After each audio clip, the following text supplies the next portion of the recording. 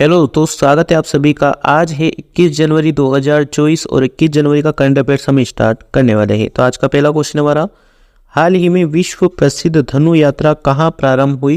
तो ये हुई है ओडिशा में। ठीक है, विश्व प्रसिद्ध धनु यात्रा ओडिशा के बरगढ़ में शुरू हुई है।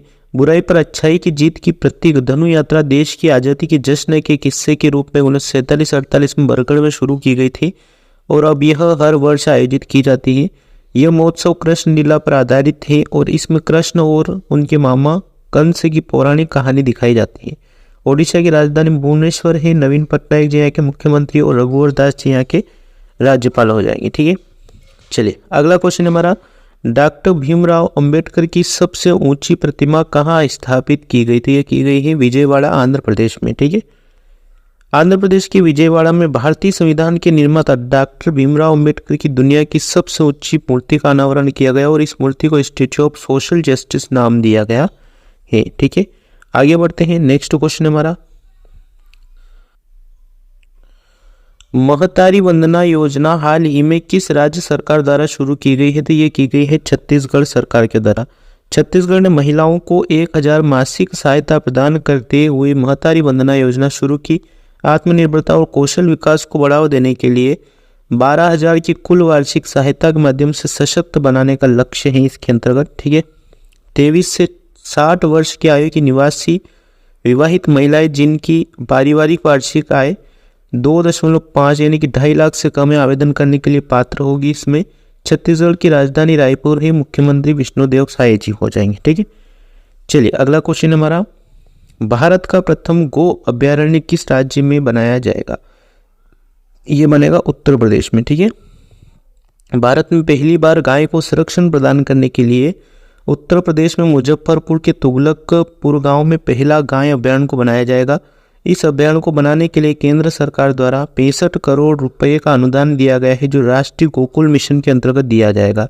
उत्तर प्रदेश मुख्यमंत्री है श्री योगी आदित्यनाथ जी और राज्यपाल है आनंदीबेन पटेल जी। ठीक है, चलिए अगला क्वेश्चन हमारा, केंद्र ने 16वें वित्त आयोग के लिए पदों के सृजन की मंजूरी दी है। 16वें वित्त आयोग के अध्यक्ष कौन है? तो ये है डॉक्टर अरविंद पनगड़िया जी। ठीक है, प्रधानमंत्री नरेंद्र मोदी की अध्यक्षता में केंद्रीय मंत्रिमंडल ने 16वें वित्त आयोग के लिए संयुक्त सचिव स्तर के 3 पदों के सृजन को मंजूरी देती है।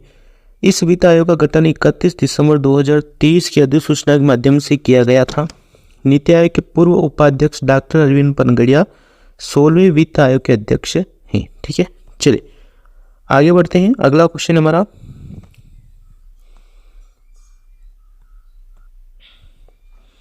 माय स्कूल माय प्राइड अभियान किसने प्रारंभ किया है? तो ये किया गया हिमाचल प्रदेश के द्वारा।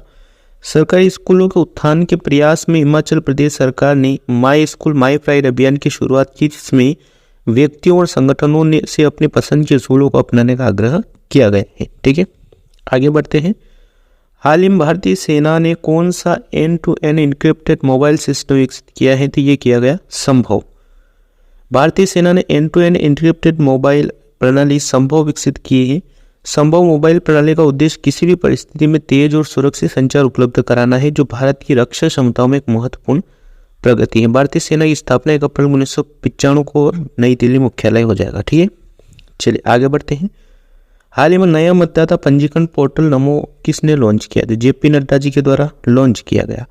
ऐसे युवा जिनका नाम मतदाता सूची में नहीं है या जिन्होंने पहले मत नहीं दिया है, उनके लिए नमो नया मतदाता पंजीकरण पोर्टल को भारतीय जनता पार्टी के अध्यक्ष जेपी नड्डा के द्वारा लॉन्च किया गया। प्रत्येक 25 जनवरी को भारतीय मतदाता दिवस मनाया जाता है। ठीक है, चलिए आगे बढ़ते हैं। एशिया के सबसे बड़े विमानन एक्सपो विंग्स इंडिया 2024 का आयोजन कहाँ किया जा रहा है? तो ये किया जा रहा है हैदराबाद में।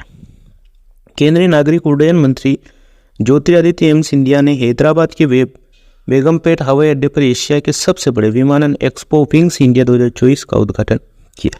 ठीक है, आगे बढ़ते हैं। अगला क्वेश्चन है, चंद्रमा पर उतरने वाला 5वां देश कौन बना है? तो ये बना है जापान। ठीक है, जापान का मून मिशन स्नाइपर चांद की सतह पर लैंड कर गया। जापान ने 6 सितंबर 2023 को अपने स्नाइपर को चांद के लिए रवाना किया था।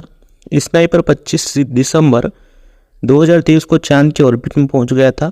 स्नाइपर लैंडिंग कब हुई? 19 जनवरी 2024 को हुई। बहुत ज़्यादा समय हो चुका है। ठीक है, जापान चांद पर उतरने वाला 5वां देश बन गया है। ठीक है, चलिए नेक्स्ट क्वेश्चन हमारा, कोकबोरोक दिवस 2024 किस राज्य में मनाया गया है? तो ये मनाया गया त्रिपुरा में।